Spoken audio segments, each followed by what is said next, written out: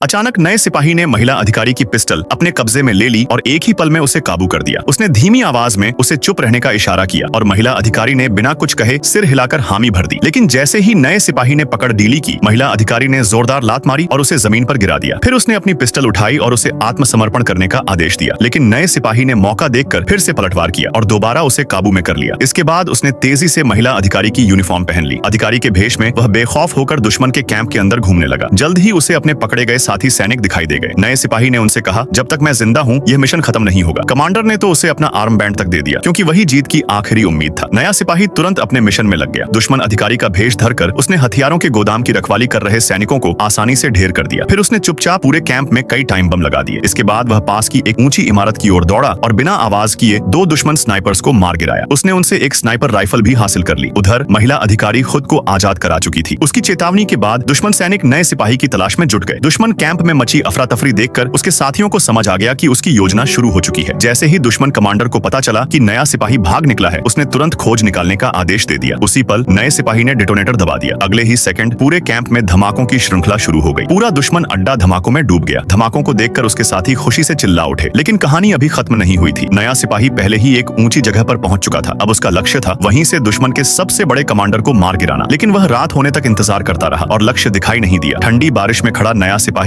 थकान और ठंड से कांप रहा था। फिर भी उसने हार नहीं मानी। सुबह होते ही कमजोर पड़ चुके सिपाही को आखिरकार अपना लक्ष्य दिख गया। उसने तुरंत निशाना साधा, पोजीशन ली और बिना हिचकिचाए ट्रिगर दबा दिया। दुश्मन का शीर्ष कमांडर वहीं ढेर हो गया। उसके साथी हैरान रह गए और खुशी से झूम उठे। इसका मतलब था वे अभ्यास जीत चुके थे। लेकिन तभी महिला अधिकारी चुपचाप एक चिमनी के रास्ते ऊपर चढ़ाई। वह नए सिपाही से बदला लेना चाहती थी। लेकिन अगले ही पल अत्यधिक थकान के कारण नया सिपाही बेहोश हो गया। मजबूरन महिला अधिकारी उसे इलाज के लिए अस्पताल ले गई। जब कमांडर उससे मिलने आया तो वह सिर्फ जीत की खबर ही नहीं लाया, बल्कि नए सिपाही को द्वितीय श्रेणी का वीरता पदक भी प्रदान किया।